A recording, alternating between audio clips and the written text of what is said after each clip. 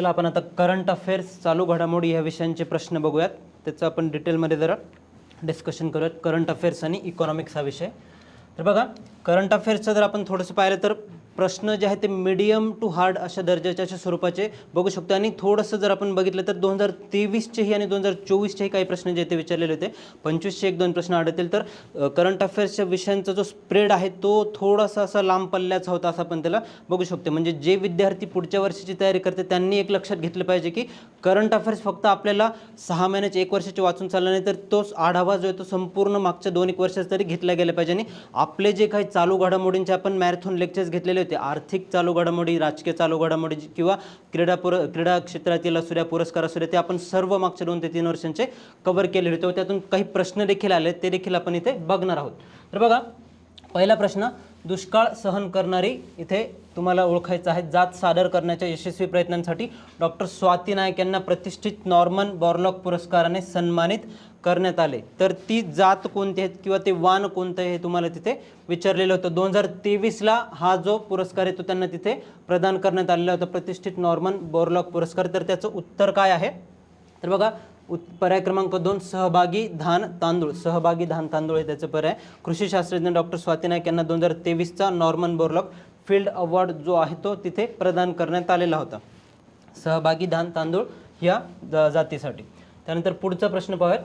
17व्या BRICS शिखर परिषद 2025मध्ये लक्ष केंद्रित केलेले विषय. आता ब्रिक्स जो आहे तो, ब्रिक्स ही संघटना जी आहे ती आयोगाची जास्त आवडती संघटना असं आपण म्हणू शकतो. राज्यसेवा पूर्वपरीक्षा 2025ही पाहिलं, तिथेही ब्रिक्सवर जोडायलावर प्रश्न आलेले होते.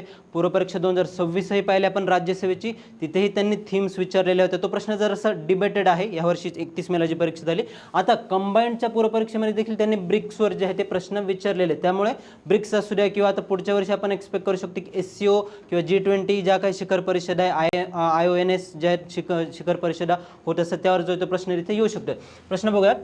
बघा की आता 17व्या ब्रिक्स शिखर परिषद जी 2025ला ब्राझील रिओ डी जानेरो येथे झाली, आपण करंट अफेअर्समध्ये बघितलेले. ज्या विद्यार्थ्यांनी करंट अफेअर्सचे लेक्चर फॉलो केले असेल त्यांना हा प्रश्न इथे सॉल्व्ह करता येणार आहे. तर त्या परिषदेमध्ये कोणत्या घटकांवर लक्ष केंद्रित केले गेलेले? तर त्यामध्ये जागतिक प्रशासन संस्थांमध्ये सुधारणा, यस हे होतं बरोबर. बहुपक्षीयतेला प्रोत्साहन देणे, मल्टीलॅटरलिझम. मुळात ब्रिक्सचा उदय जो आहे तोच बहुपक्षीयता वाढवणे व मल्टीलॅटरलिझम ही जी काही संकल्पना आहे त्याला प्रोत्साहन देणे याच्यातून झालेलं आहे, त्यामुळे हे देखील उत्तर होतं.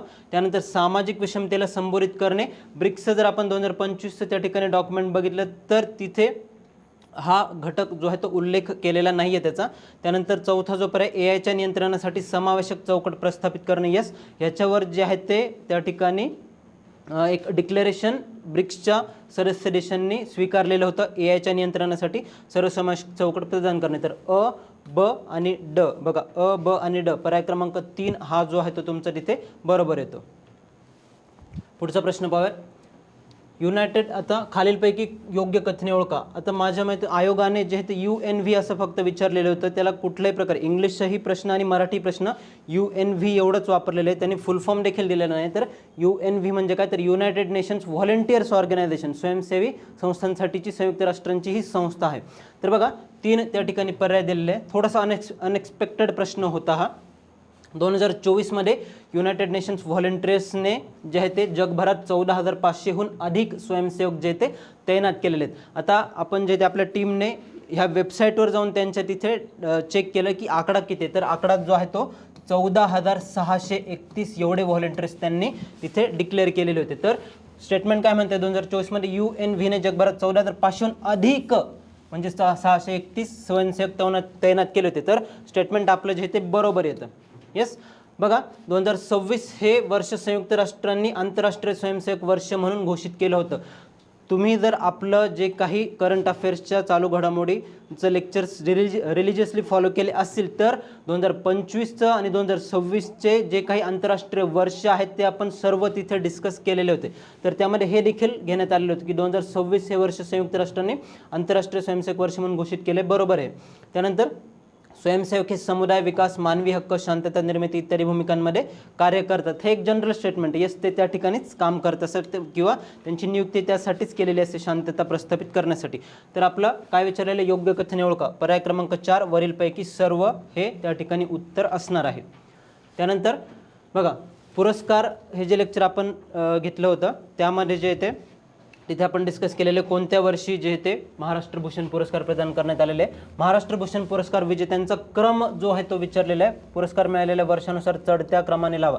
सर्वात जुना पहिल्यांदा व सर्वात नवीन शेवटी. सर्वात जुना पहिल्यांदा व सर्वात नवीन शेवटी. त्यामध्ये बघा सर्वात जुना जो आहे तो आशा भोसले यांना 2021चा, 2022चा अप्पासाहेब धर्माधिकारी यांना मिळालेला होता, 2023चा अशोक सराफ यांना आणि 2024चा जो आहे तो ज्येष्ठ शिल्पकार राम सुतार यांना मिळालेला होता. तर पर्याय क्रमांक 4 जो आहे तो ड ब क अ हे आपलं उत्तर असणार आहे त्या ठिकाणी.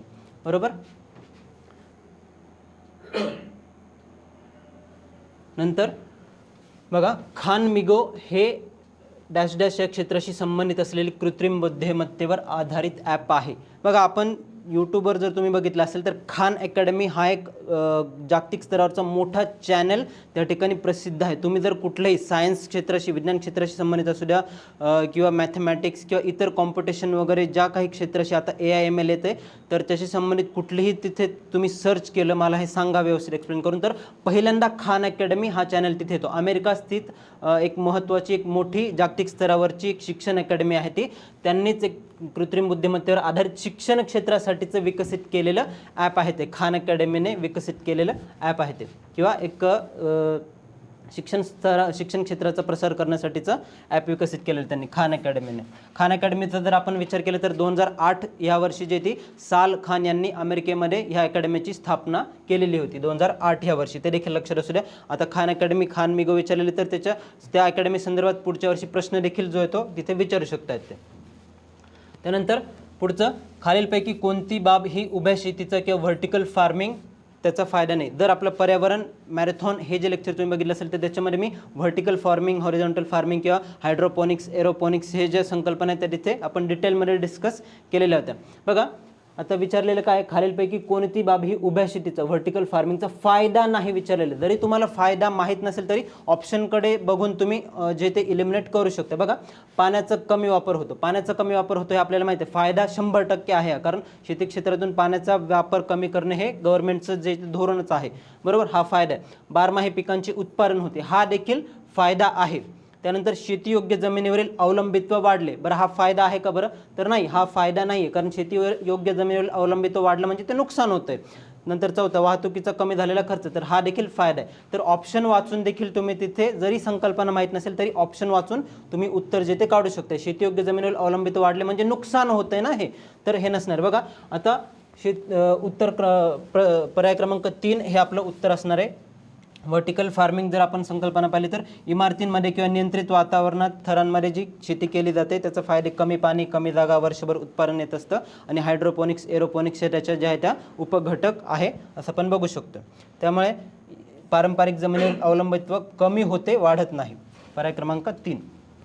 त्यानंतर पुढचा, डॅश डॅश यांनी एप्रिल 2024 मध्ये अधिकृतपणे आयर्लंडचे सर्वात तरुण पंतप्रधान म्हणून डब्लिनमध्ये पदभार स्वीकारला. आता आयोग अलीकडे नवीनच ट्रेंड सेट करते. यावर्षीचा जर पूर्वपरीक्षेचा राज्यसेवेचा जर पेपर बघितला 31 मेचा तर त्यांनी चिलीचे राष्ट्राध्यक्ष कोण झाले त्यावर 1 लायनर प्रश्न विचारलेला होता. त्याचप्रकारे इथे देखील विचारलेलं आहे की सर्वात तरुण पंतप्रधान आयर्लंडचे कोण झालेले, तर उत्तर आहे ते सायमन हॅरिस. त्याच्यामुळे इथून पुढच्या ज्या काही परीक्षा होणार आहेत, आता गट क ची देखील परीक्षा आहे किंवा पुढच्या वर्षीची राज्यसेवा कंबाईनची परीक्षा सुरू आहे, तर अशा प्रकारे तुम्हाला जे ते लक्षात फॅक्ट्स ठेवावे लागणार. तर पर्याय क्रमांक 4 सायमन हॅरिस हे त्याचं उत्तर असणार आहे. त्यानंतर पुढचं बघा, खालीलपैकी कोणाला जंगलाचा विश्वकोश किंवा एनसायक्लोपीडिया ऑफ द फॉरेस्ट म्हणून ओळखले जाते. ही व्यक्ती, हे जे उत्तर आहे हे कंटिन्युअसली न्यूजमध्ये होतं, त्यावर आपण जे ते डिस्कस देखील केलेलं आहे. कारण उत्तर सांगतो तुम्हाला आधी.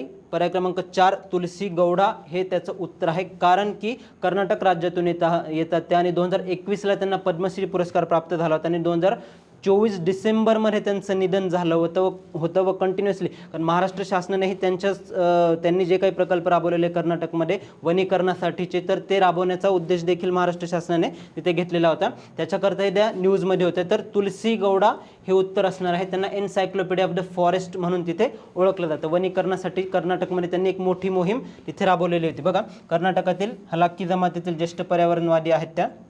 2021 मध्ये त्यांना पद्मश्री पुरस्कार देण्यात आला आणि डिसेंबर 2024 मध्ये त्यांचं निधन देखील झालं होतं, तुलसी गौडा. त्यानंतर खालीलपैकी कोणत्या सरकारी संस्थेने नवी दिल्ली येथे दहशतवाद विरोधी 2024 परिषद ही जी आहे आयोजित केली होती? ऑप्शन आहेत संशोधन आणि विश्लेषण शाखा रॉ, केंद्रीय अन्वेषण विभाग CBI, त्यानंतर नॅशनल इन्व्हेस्टिगेशन एजन्सी आणि संरक्षण मंत्रालय. तुम्हाला थोडा जरी अंदाज असेल ना की दहशतवाद विरोधी ज्या काही तपास केला जातो किंवा दहशतवाद विरोधी कारवायांसाठीची भारतातली देशातली सर्वोच्च संस्था कोणती आहे हे जरी तुम्हाला माहीत असेल ना तरी उत्तर जे ते तुम्ही काढू शकता. तर ती कोणती? National investigation agency. 2009ला जो काही मुंबईवर हल्ला झाला होता त्याच्यानंतर NIAची एक स्थापना करण्यात आली. तिचं प्रमुख उद्दिष्टच हे आहे की भारतामध्ये दहशतवादी कारवाया रोखणे व हीच जी संस्था आहे नॅशनल इन्व्हेस्टिगेशन एजन्सी प्रमुख दहशतवाद विरोधी संस्था, तर तीच दरवर्षी ह्या परिषदांचं तिथे दहशतवाद विरोधी परिषदेचं दरवर्षी आयोजन करत असते. त्याच्यामुळे तुम्हाला माहीत पाहिजे की कोणती संस्था कोणत्या कार्यासाठी तिथे काम करते. जरी वर्ष नसेल माहीत तरी त्याचा मुख्य गाभा जरी माहीत असेल तरी उत्तर जे ते तिथे निघू शकते. बघा 7 व 8 नोव्हेंबर 2024ला केंद्रीय गृहमंत्रालयाच्या सहकार्याने जे आहे ते नॅशनल इन्व्हेस्टिगेशन एजन्सीने जे आहे ते तिथे परिषद आयोजित केली होती. त्यानंतर पुढचं बेटी बचाव बेटी पढाओ योजनेचा उद्देश काय आहे? अगदी सोपा प्रश्न होता. तुम्ही त्याला बाउन्सर देखील म्हणू शकता. असे प्रश्न जे ते सोडायचे नसतात, बरोबर. तर त्याचं उत्तर सांगा मला काय असणार आहे.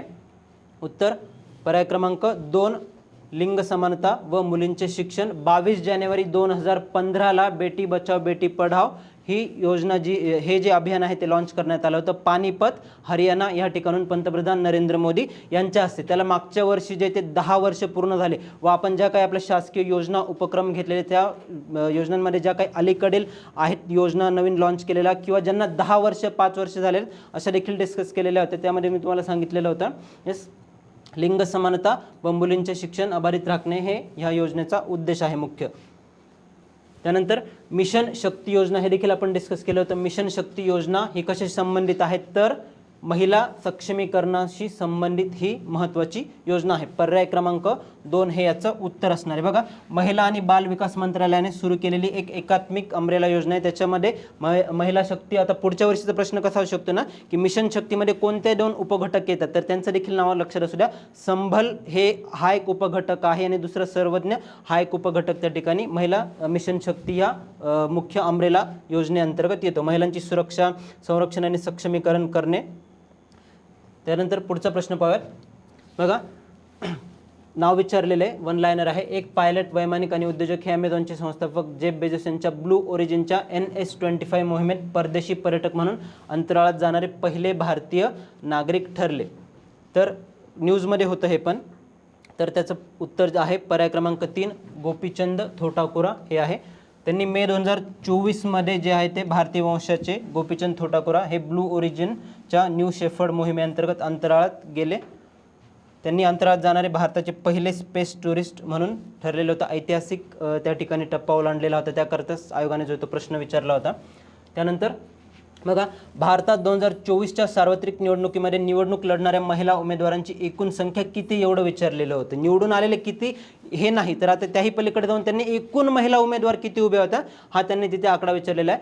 तर जे आहे आता आपण इलेक्शन कमिशनची देखील वेबसाईट चेक केली किंवा इतर जे काही PRS लेजिस्लेटिव्ह यांची देखील वेबसाईट चेक केली तर आकडा जो आहे तो 800 पर्याय क्रमांक 2 800 हे उत्तर आहे. त्या ठिकाणी एकूण संख्या किती होती महिला उमेदवारांची तर ती 800 होती. त्यानंतर लेगो ही खेळणी बनवणारी कंपनी तिचे कार्यक्षेत्र जगभरात विस्तारले. ती मूळची कोणत्या देशातील ते विचारलेलं होतं तर डेन्मार्क ह्या देशाची आहे ती त्या ठिकाणी विचारण्यात आलेलं होतं. मग आपण जे काही करार पाहिले भारताचे इतर देशांसोबतचे तर भारताचा तुम्ही जर आपण युरोपियन युनियनसोबत एक व्यापार करार झालेला होता ते चर्चेमध्ये आहे तर त्या ठिकाणी डेन्मार्क हा एक देखील देश होता. डेन्मार्क हा देश तर त्या डेन्मार्क देशातील कंपनी आहे ही लेगो. त्यांनी भारत सरकारसोबत एक करार केलेला आहे मोठे प्लांट्स या ठिकाणी भारतामध्ये एस्टॅब्लिश करण्यासाठी. माझ्या माहितीनुसार तो जो करार झालेला होता मागच्या वर्षी त्यावरूनच त्यांनी जे ते ह्या कंपनीने करार केलेला आहे तर त्याच्यावरूनच हा प्रश्न तिथे विचारलेला असू शकतोय. तर उत्तर जे आहे ते त्याचं पर्याय क्रमांक 3 डेन्मार्क हे असणार आहे. बघा प्लास्टिक बिल्डिंग ब्लॉक्स बनवणारी एक जगप्रसिद्ध कंपनी आहे. त्याची स्थापना जी ती 1932मध्ये डेन्मार्क या ठिकाणी झालेली होती. आणि अलीकडे जो काही भारताचा युरोपियन युनियनसोबत जो करार त्याच्या वाटाघाटी चालू आहेत किंवा त्याच्या आधी जे मुख्य 2-3 उपघटक त्या ठिकाणी होते त्याच्यामध्ये याचा उल्लेख जो आहे तो होता. त्यानंतर खालीलपैकी आता हे जे ते पद्म पुरस्कारावर तिथे प्रश्न विचारण्यात आलेला आहे पद्म पुरस्कारांवर. तर मनोहर जोशी व पंकज उल्हास यांना पद्मभूषण पुरस्कार 2025ने सन्मानित करण्यात आले. तर हो, हे बरोबर आहे स्टेटमेंट. अच्युत पालव व अशोक सराफ यांना पद्मश्री पुरस्कार 2025ने सन्मानित करण्यात आले, हे देखील बरोबर आहे. पर्याय क्रमांक 3 अ व ब दोन्ही बरोबर. आपण जो काही आपला पुरस्कारांचा व्हिडिओ घेतला होता त्यामध्ये आपण डिटेलमध्ये तिथे डिस्कस केलेले. पर्याय क्रमांक अ व ब दोन्ही बरोबर.